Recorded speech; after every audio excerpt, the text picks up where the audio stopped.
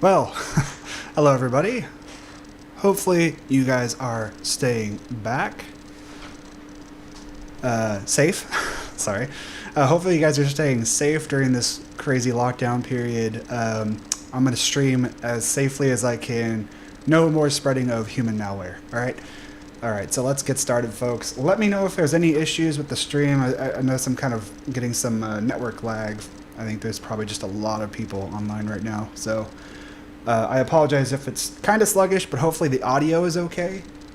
I really just want to dive in today and show you guys a project that I did a while back, and I want to focus on remixing and mastering it, just kind of updating it to license, and I'm going to be uploading it to SongTrader.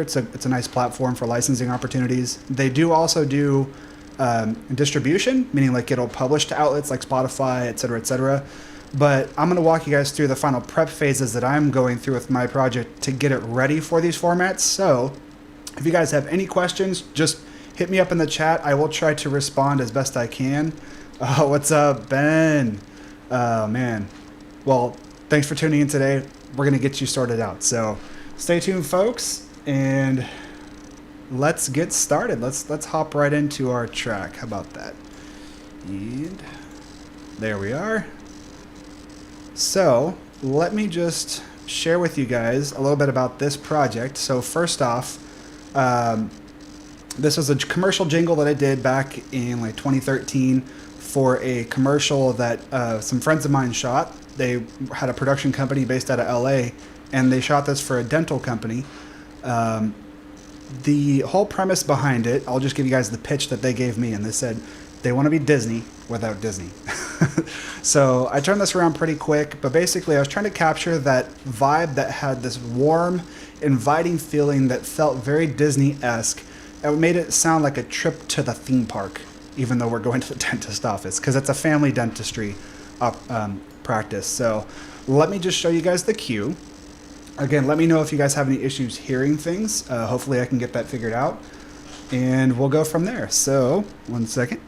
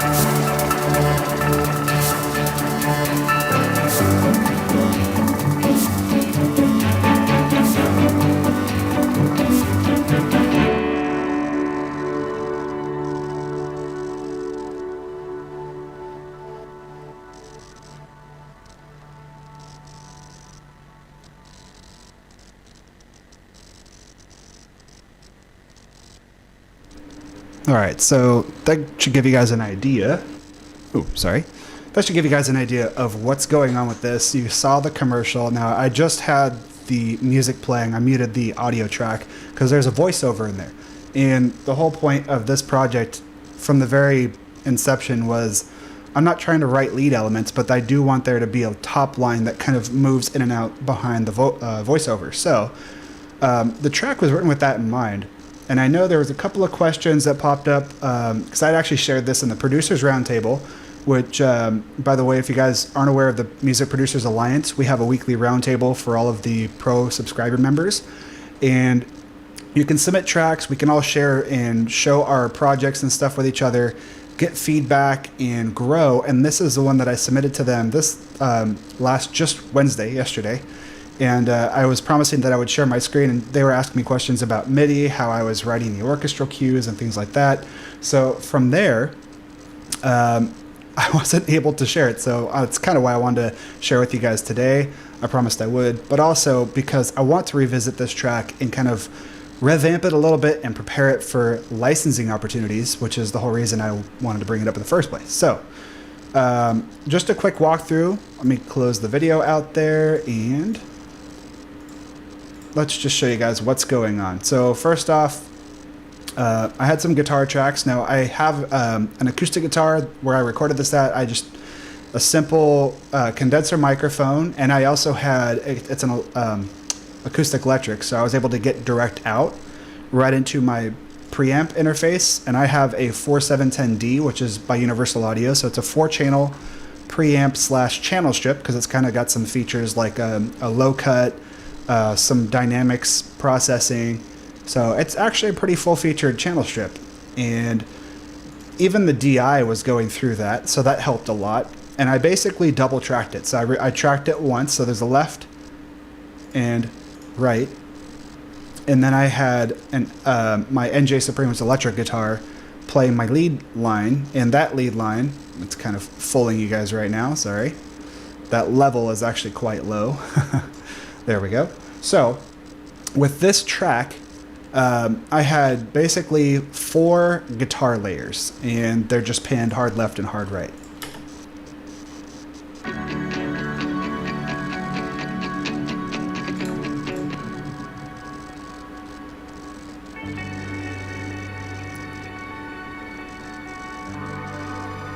Pretty simple stuff, right? And I believe that's mostly just like a guitar rig giving me all those delays and feedback and pitching effects. That acoustic shimmer kind of thing. And then on top of that, we have Arts Acoustic Reverb, which is kind of just providing more tail to it at the very end. But you can see it's per instance, so I have 2 copies of those. And then this is the DI track from those acoustic Breedlove guitar there. That's a Breedlove.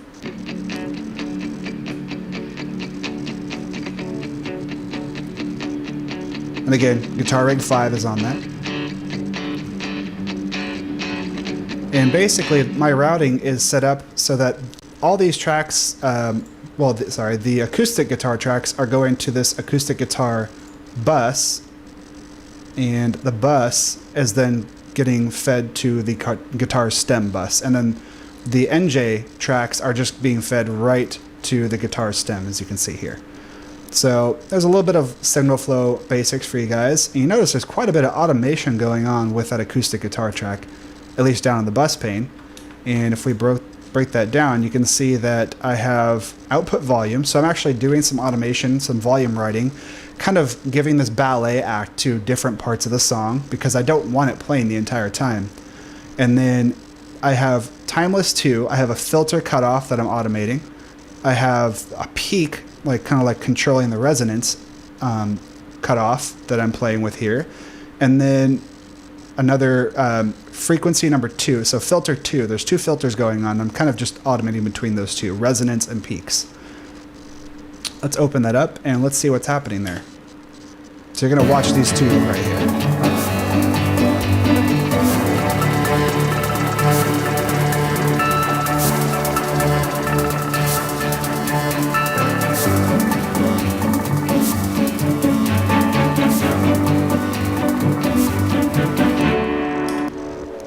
Pretty subtle, but it gets the point across, right? So moving on from the acoustic guitar and the guitar tracks, another prominent feature is this pizzicato pluck, and those are basically broken down by groups because I'm using a contact library called LA Scoring Strings, as you can see here on the right. And basically these that's called divisi writing. So the way that the whole samples work is they were designed to be able to allow you the flexibility like an actual orchestrator to break things out and write the actual divisi parts, meaning you can have basically 3 sections in a violins group. Let's say violins 1, violins 2. There tends to be 2 sections for violins because they're so hard to put out volume because of the upper registers. They're the higher frequencies, the higher the pitch, the less volume they're able to project in an orchestra. And then violas, there's only 1 section, cellos, and I didn't use contrabass because I didn't need the low end filling out like you'd think because I actually have synths driving all the low end there. So I'm just having these things all basically playing the same part. So if I open this up in the piano roll, you can see, let me switch that to diatonic. There we go. There's our piano. And let's take a look at what's playing here. So yeah, A, B, so you can just see.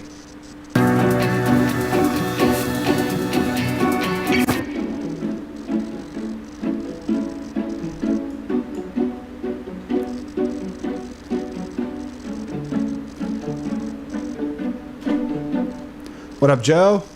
Let's go, man. Okay, so now you get a sense for, they're pretty much all playing the same thing, because that's all three groups of the violas together. And it's just to help layer, and it helps give that fullness, because basically each divisi section, so there's like 3 players, 3 players, and 3 players, all sampled separately, but together that's like 9 players to create this full, rich sound. And the seating positions, because of the mic positions, the way they were recorded, kind of presents this stereo field that would be accurate for an orchestral pit. Or at least the arrangement that they're using for, it's kind of like, they call it LA style production, since it is LA scoring strings. I forget, it was either Barbra Streisand stage or the Sony or LA. I forget what stage they use, but there's several in LA, and there's this Hollywood-esque sound to it that's kind of on the drier side, but it also gives me a lot of flexibility in post to add things like reverb and elongate the tails. And it plays very nicely with other libraries. So the same thing is happening for the violins here. I'll just play these really quick for you.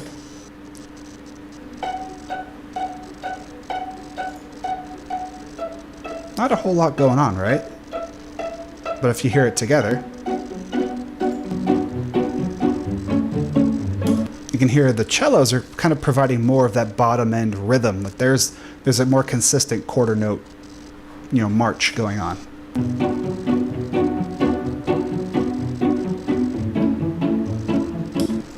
So that should give you an idea of what's happening here. There we are. So the very next thing you kind of hear rolling in the background, it's not very prominent, but there is a piano in here.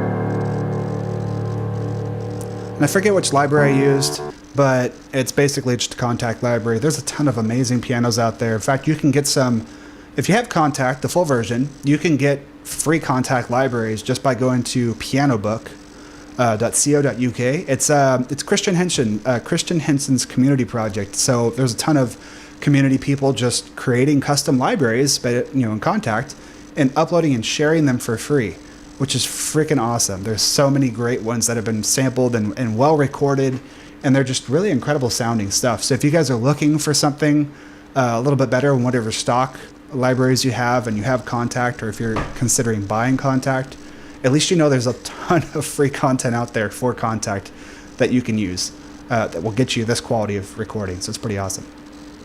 So the next up on our list, you notice I have Superior Drummer in here, but it's really just kind of providing a beat, like literally.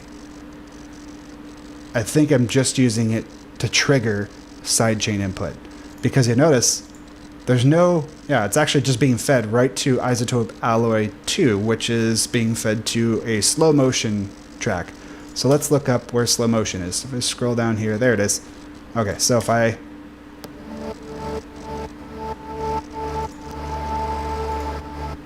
Yep. So as soon as I unsolo Superior Drummer,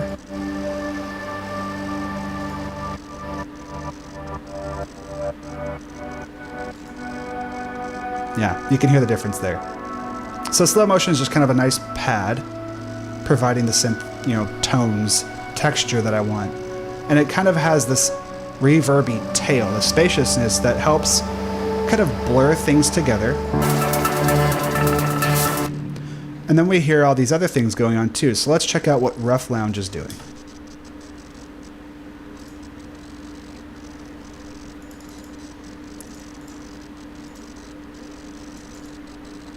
Oh, might help if I scroll to the right spot there.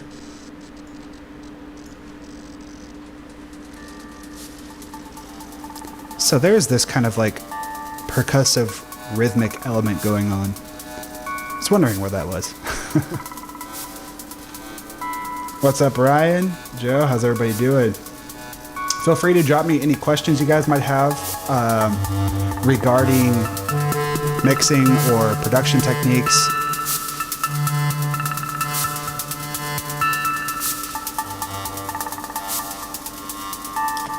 So now that you have an idea of how this whole thing's coming together, let's just play the whole synth thing there.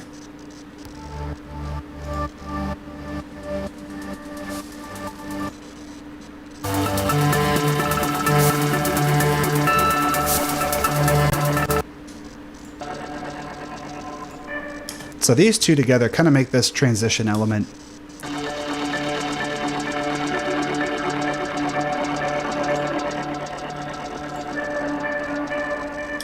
Pretty cool. And let's just kind of, for reference, hear the whole thing again really quick. Just back to one, right?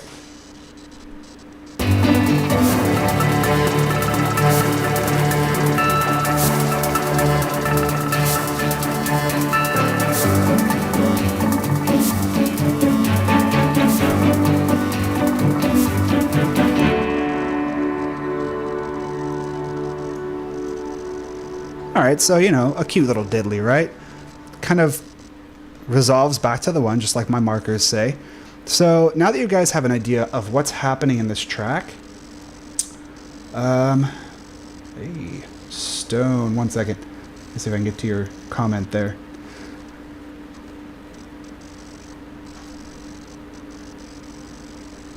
So Stone Sadler asked, if you were to give someone a learning guideline for understanding how to EQ properly and how to learn how to do it properly, what would that be? So for me, I've been practicing and honing my skill set for EQ for a long time.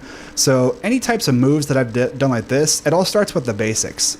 So let me just open up a new instance of, actually, there was a couple of critiques we had during the session I kind of want to address today. So maybe I'll do that I'll answer your question while I'm diving in and actually tweaking some things on the track, because I know one thing Adam had mentioned was the piano seemed to have a lot of low end buildup, just it had some mud playing down the lows. Same with the strings, maybe just a little too low. So let's start with, let's go to symphony. So I probably would address this very early on, and I feel like I tried to do it, but maybe I just didn't do it enough. So this is the Pro Channel EQ. This is part of Cakewalk. And you can see I already did a high pass with a 12 dB per octave slope. So basically what this is doing is just kind of rolling off the lows. Very, very low. So I'm rolling off at 57, but I could probably come up even higher. So let's say 83. But you notice it's actually reaching well into 200 hertz and starting very softly to roll off. That already sounds a lot better.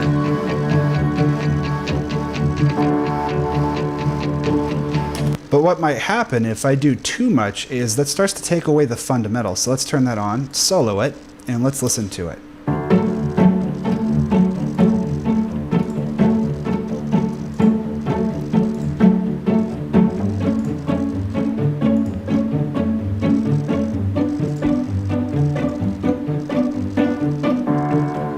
See how much disappears? I kind of want the illusion of that fundamental to stay there. But basically, this lowest peaks that are happening, these lowest peaks, it's trying to just reduce them. So basically what I'm doing is I'm playing up the partials, all the overtones that are happening above 200 hertz. So maybe it was still a little too muddy, he might have been saying. So if I were to address that now in the symphony, the problem is the symphony doesn't need to have that much roll off. I want to control them separately because I'm rolling off all that in the piano and the strings. I'm doing everything with that EQ move. So where I do these EQ moves matter too. I want you to think about where in the signal chain things are being summed together. So let's take a look, and I will basically bring that back down to 50-ish, or it's probably about where I had it before. And instead of doing it at the symphony level, let's just do the strings. So I'm going to turn on the EQ. Or you know what? I'm going to bypass this. And the reason I want to do it separately is because I want to go into basically throw a plugin at the end of it here. And you see I have Q2 on. And you can tell I'm rolling off the sides a little higher, but I'm also rolling off the mids below 85. I feel like it needs a little bit more though. So let's just listen to that. Now I'm going to show you a cool trick. So I'm going to create a notch. This is basically just a bell. I'm going to cut. But I want you to train your ear. There's one thing you can do. You can isolate it. So right now I'm just auditioning that frequency band. So if I make it narrower. Right now we're just basically listening to as close to a pure tone as possible. Where is that frequency range really resonant? Where's it really popping out that maybe in the mix it wasn't sounding so great?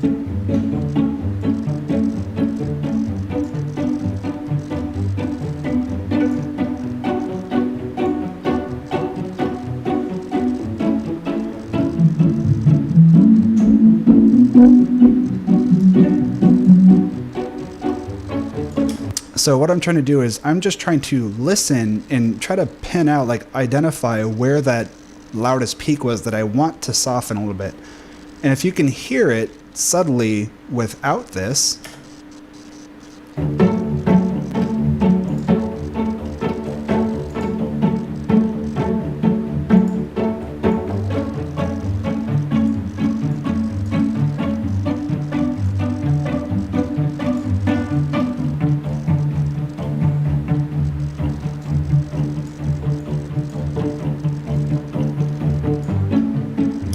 so I'm basically doing a couple of things. They call this the sweep method. So you can either sweep up high, or you can sweep and cut as low as you can.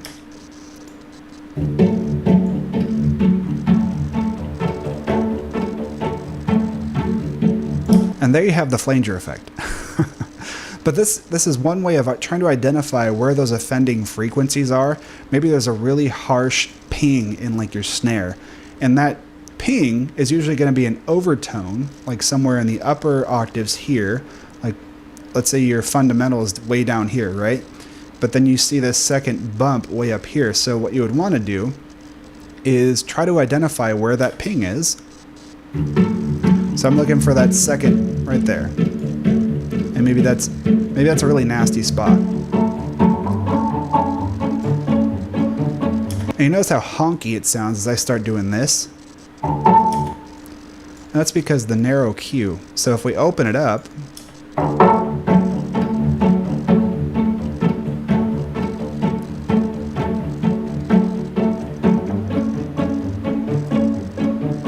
feel like it just needs a little bit extra cut right around here. So the reason I have them all stacked is because they're all doing different things in different stages. So we have these sides information only. I'm working in mid-side mode.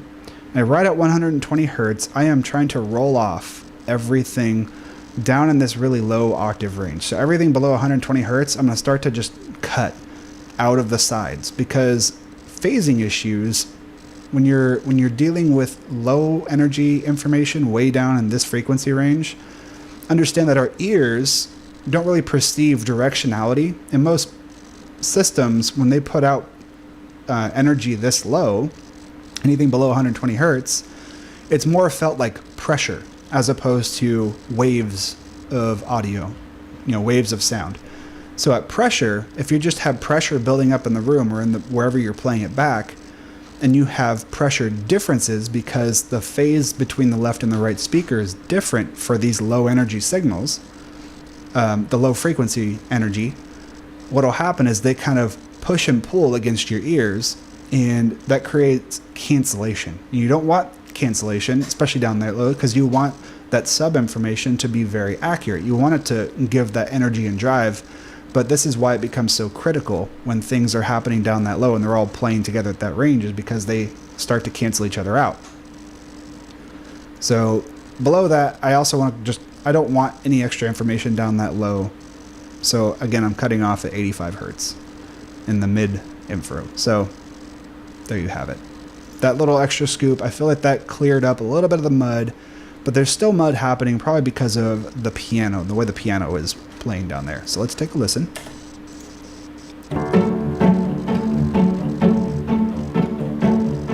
Actually, it sounds like it could be in the cellos.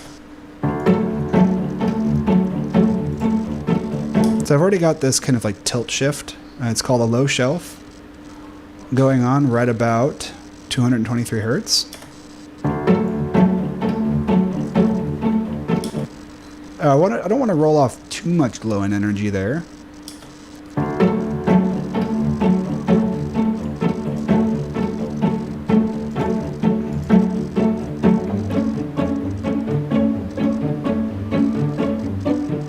So you can see there's still this buildup happening right about here. It's about 250 Hertz. So that's why I have this shelf kind of helping reduce some of that power there. And I feel like that might be cleaning up quite a bit. That should help a lot already. Now if we go look at Voxengo span here on the master bus,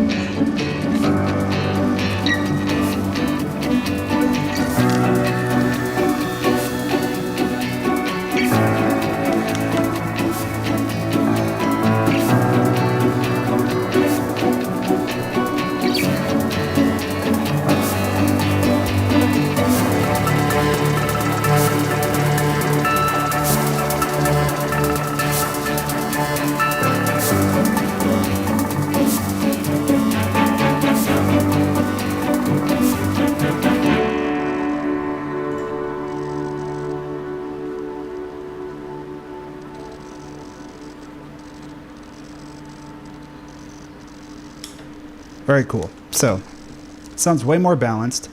I like those subtle things. Maybe just going to the guitar. For the acoustic, I feel like it's still a little too tinny, especially in the actual pluck, the pick strokes that are happening on the acoustic. So they might just need a little bit more taming. And with that, I'm probably going to do a dynamic EQ as opposed to a de-esser. Just because I want to control things a little bit differently than just the way a standard de-esser does. So I'm going to look for... There it is. And we will throw that last into the chain.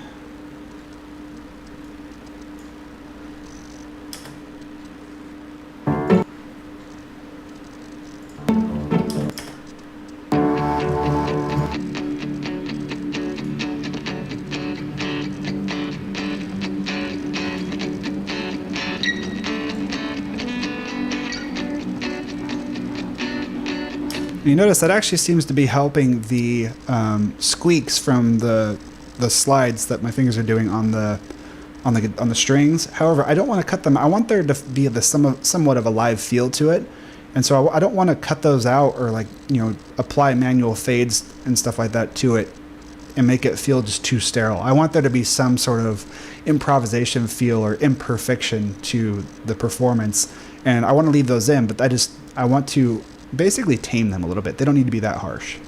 And that seems to be doing quite a bit.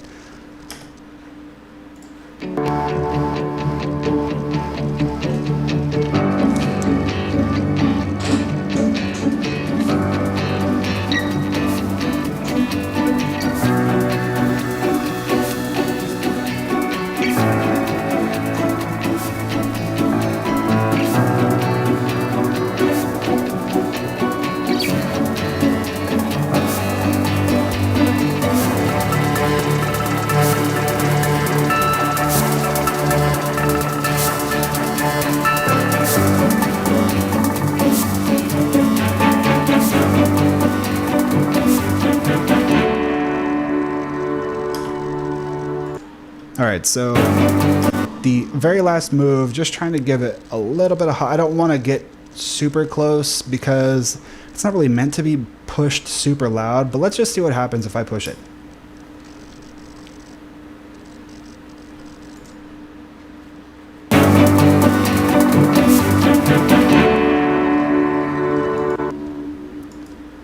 And this is a problem that happens when people are trying to go for the loudness wars, and you just start to hear all of the imperfections, because the louder the mix is pushed into the mastering process, the more the flaws are going to start to show.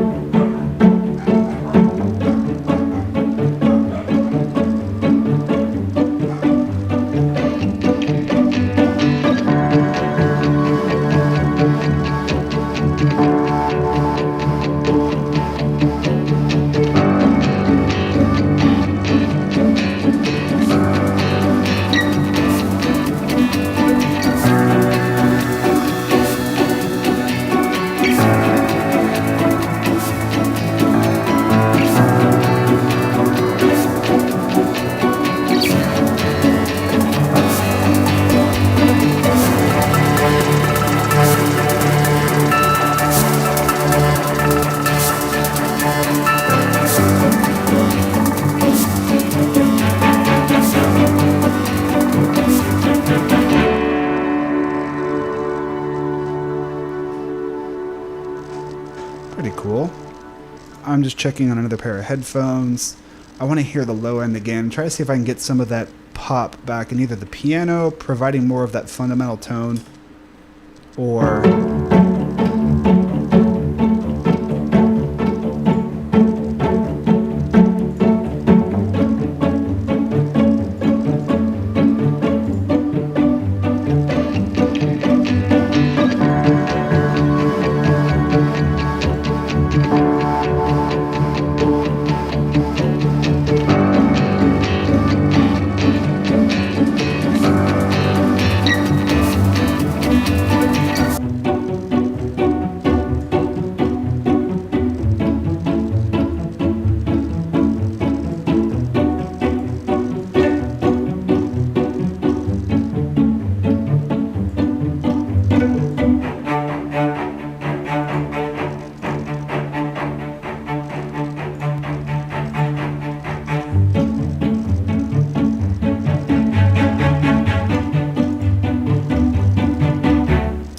so you notice I completely changed that curve there on the cellos, and the reason was I wanted to emphasize more of just the fundamental, which is kind of what the contrabasses would be doing, but I wanted to bypass that fundamental and go right for the sub, meaning all of the undertones that might be happening in the track just from the way that the low frequency information was recorded in the samples, and bypass that first fundamental tone, some of the partials that are happening above. Let me play it again. So you can see here is that fundamental. That's kind of this range between those few notes, because they're obviously playing perfect fourths and alternating between those.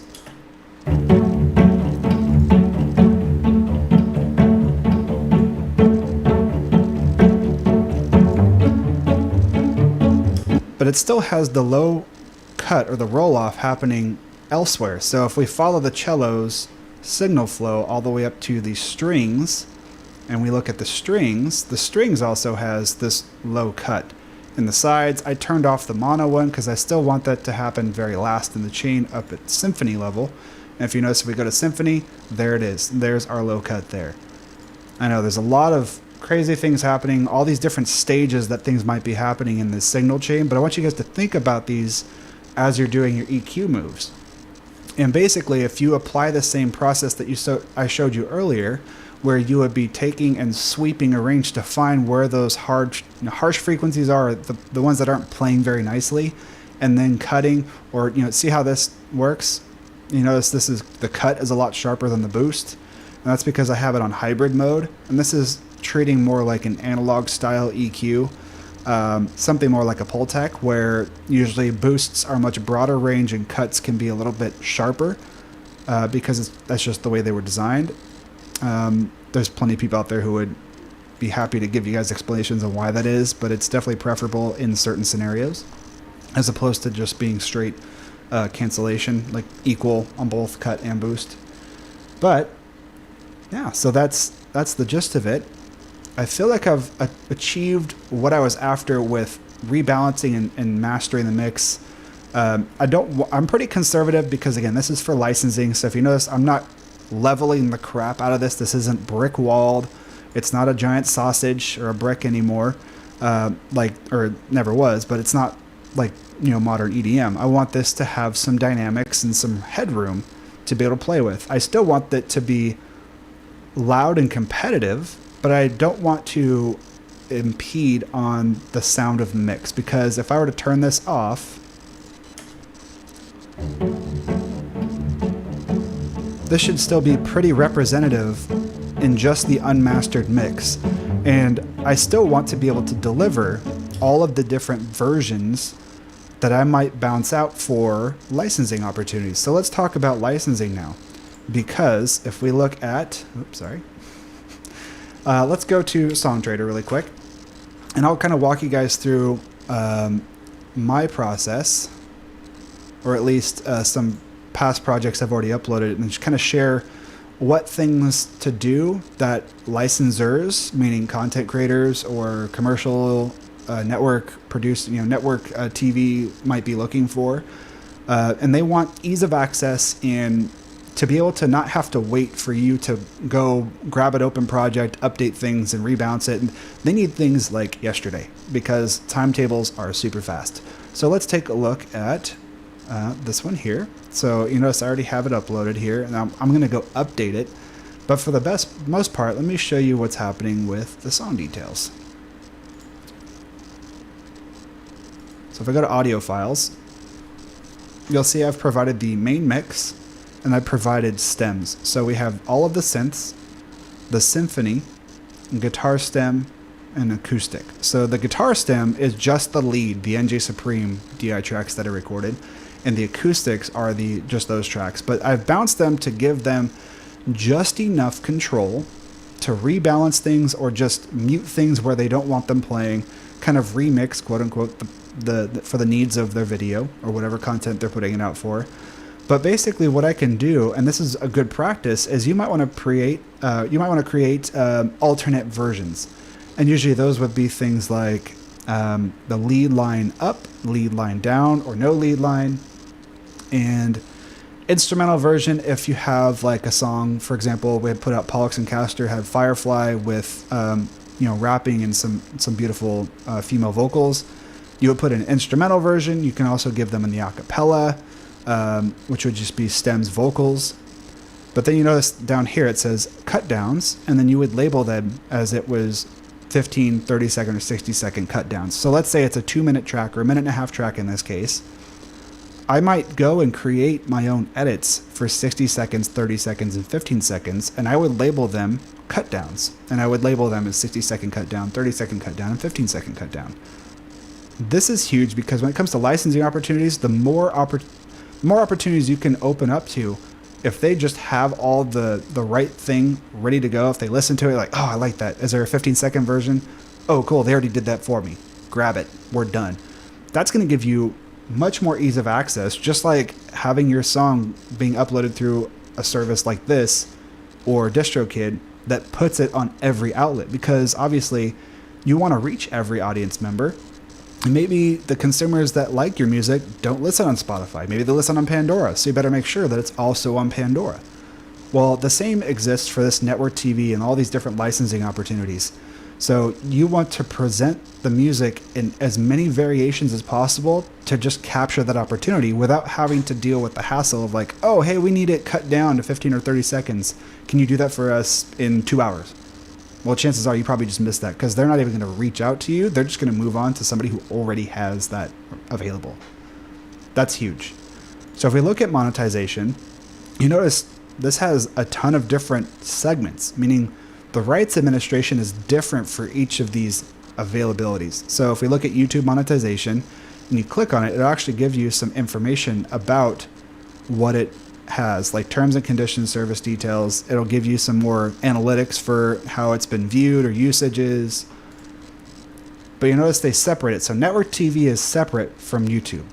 This is like CBS and NBC are the ones that they advertise. So I don't know if they offer anything outside of those two, but those are definitely two very, very big networks.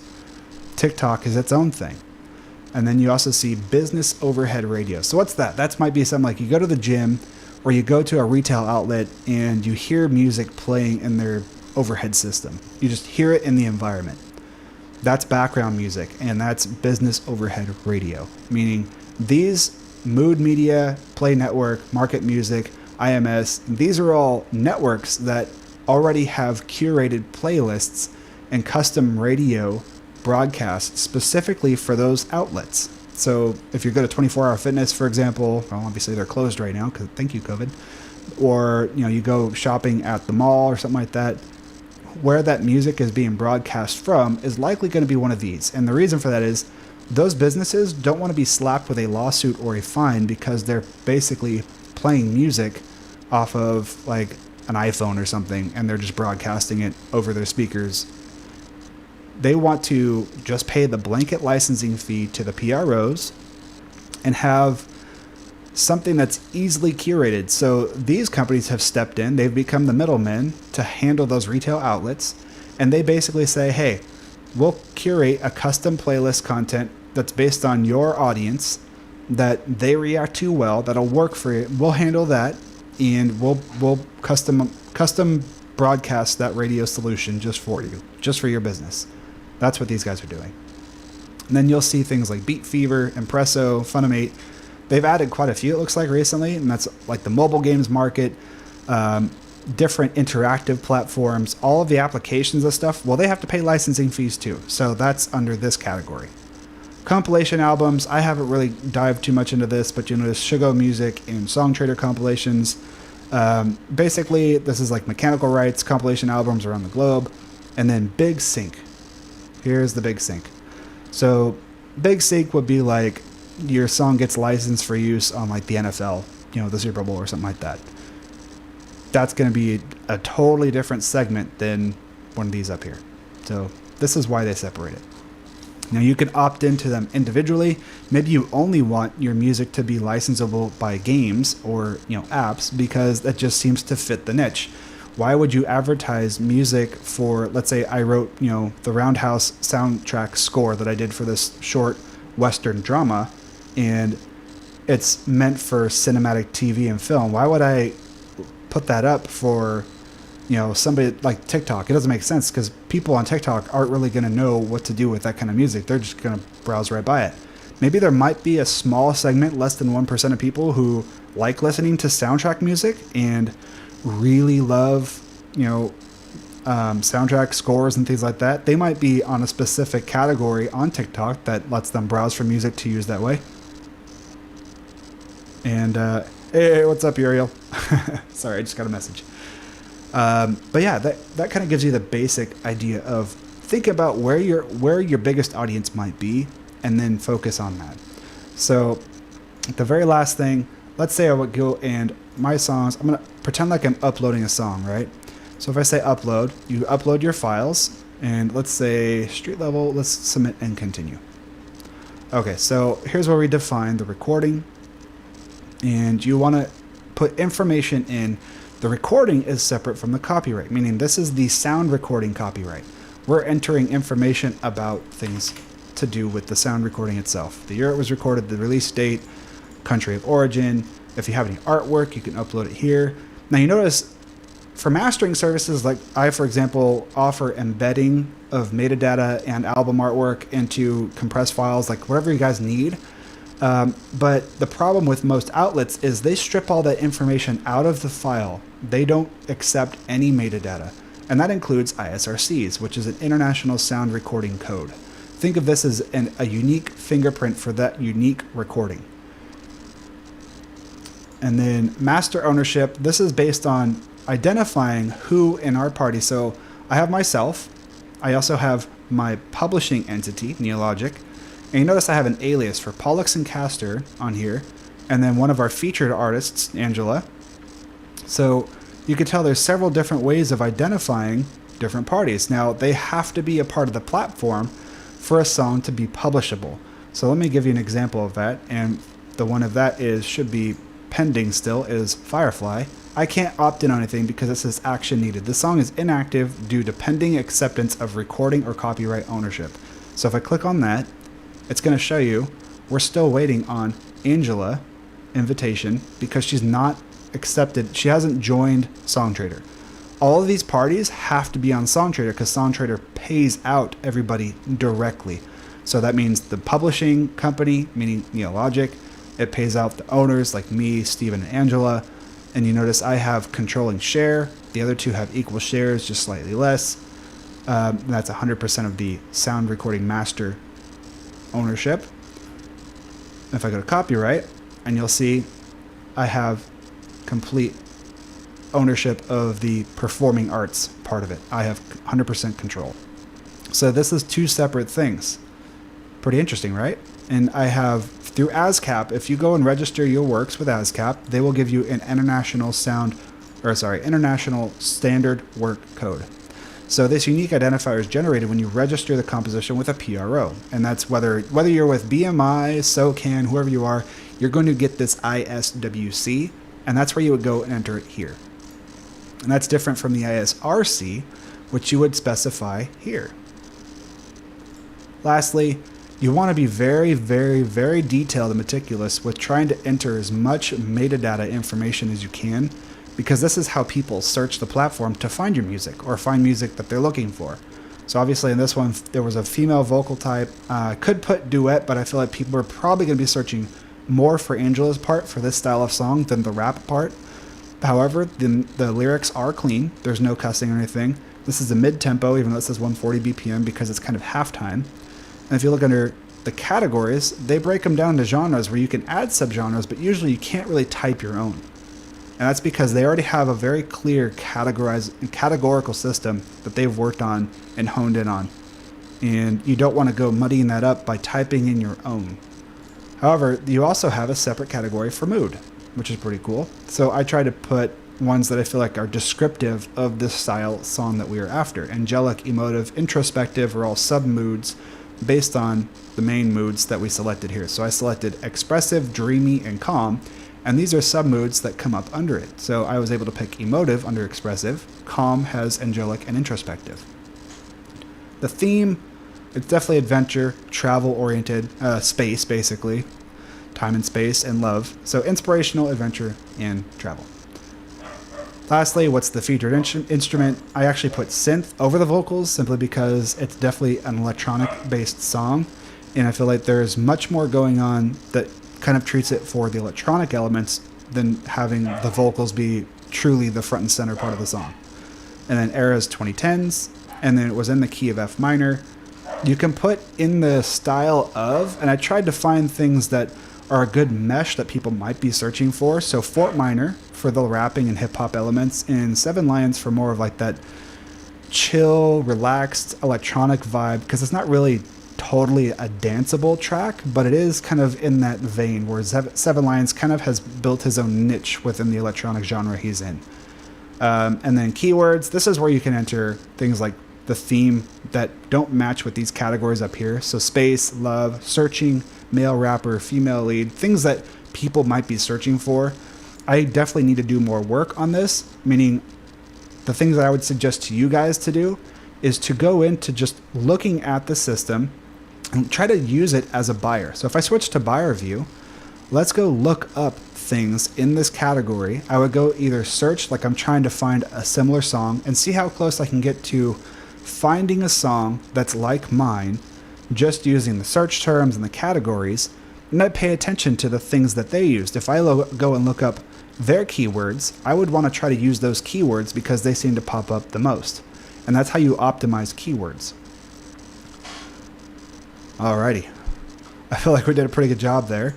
Does anybody have any questions? Let me just check the chat really quick. I really appreciate everybody showing up here today. Let me just... Alright. So, hopefully that answered you guys' questions. This has been huge for me because, you know, I'm still trying to get some of my back catalog up, as you guys can see. But, you know, if you guys are implementing some of these strategies that I talked about for licensing, and if you're working on your productions and mixing, just focusing on those little details. Obviously, you guys noticed I did some changes, but they weren't that drastic. It's a game of inches.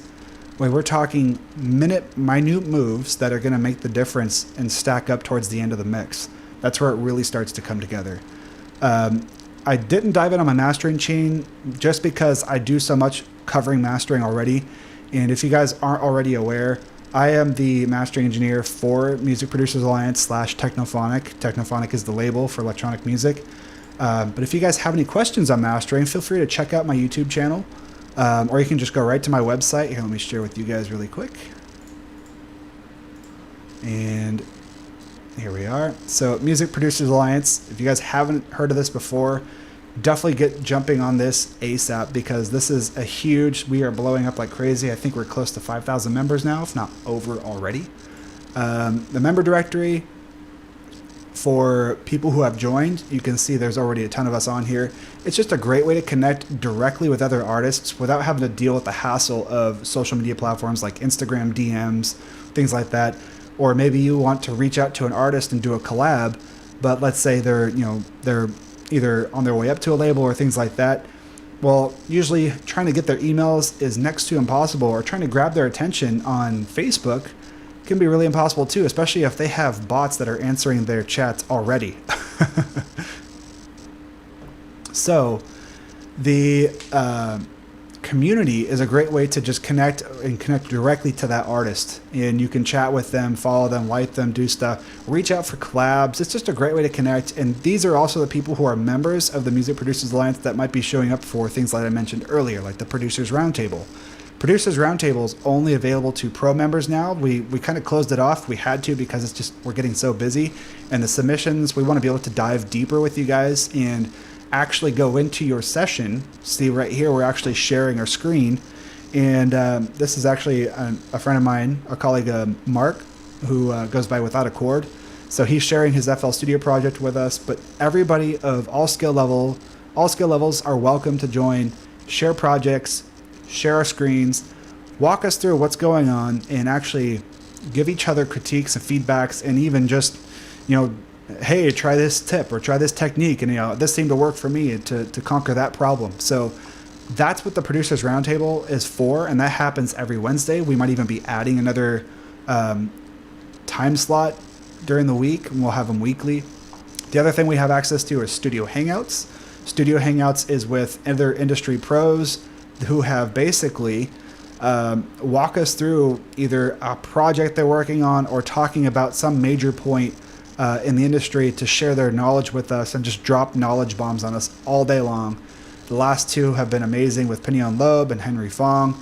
These are huge names in the industry. Obviously with Henry, he's had releases on Osla, Mad Decent, Revealed, Spinnin', you name it. This guy has worked with Calvin Harris, Tiesto, Hardwell, Avicii, Knife Party. Man, that's a huge list. Same with Pinion Loeb. These guys are big on BBC Radio 1, Virgin, CBC Radio. But these are the types of people we get access to that you wouldn't normally have access to. And this is private. This is via Zoom. You get to interact directly with them. This is not through like the live stream we're doing now, where you can only reach me through, you know, chatting in the comments. How you know, it's kind of a one-way street with this, but on Studio Hangouts, you get to actually chat like you saw on the Producer Roundtable. Everybody is on video and audio, and we get to ask questions. You get to learn right while they're screen sharing their sessions. And the best thing is, all of this is done. We have to spend some extra money on our tools for their platform, which is why we charge for the service. But this is how you get high quality audio, and you get to hear it just like CD quality, basically. You don't have to deal with lossy compression or nasty sounding artifacts because Zoom is terrible at audio. We use audio movers to handle all of that. So it's super cool. The other thing was we have industry talks with pros sharing other techniques outside of production. Usually it's things like, you know, talking about licensing, royalties, you know, working on branding, your own PR. There's a ton of stuff that gets shared in the group, and it's also available here for registered pro members. So this is super cool. Lastly, you get access to pretty awesome discounts for coaching, one-on-one coaching. Obviously, Adam, myself, we have over a dozen coaches on here, and we all specialize in different areas. For example, Robert is a Max for Live guru. He's got a ton of them out there. You guys can check out his stuff. Vardy, pretty cool mixing engineer. He's got a lot of cool credits to his name too. So if you guys are looking more in that realm for heavy mixing tips and techniques to just up your game there, maybe he's the one for you. I tend to focus on mastering lately, although I have done mixing. Obviously, I've done a lot of audio posts because of my commercial work. But I also just know a lot of music business stuff in general and marketing. So if you're looking to get started with your brand, hit me up. I'm willing to help you guys out. And the other thing is mastering. Through here, you get discounted services on mastering as well. That just goes right to me, basically. But yeah, there's a lot of stuff that MPA has to offer. And right now, if you join in the next 22 hours, you can join for just $7. I believe that's for the next 2-week trial. After that, it's $37 a month. So yeah, starting just 14 days. But this is huge. So definitely take advantage of this. If you guys are wanting to sign up, just go click on the link in the comments, or sorry, my description for the video stream here, and let me know. Hopefully I will see you guys in the next roundtable. And for everybody else, well, happy productions. Sorry, let me get back there. Yeah, happy productions, and feel free to leave me comments or questions. Oh, sorry. Adam was reaching out to me. Anyway, thanks for watching, everybody. Hopefully I answered your questions. And until next time, happy productions.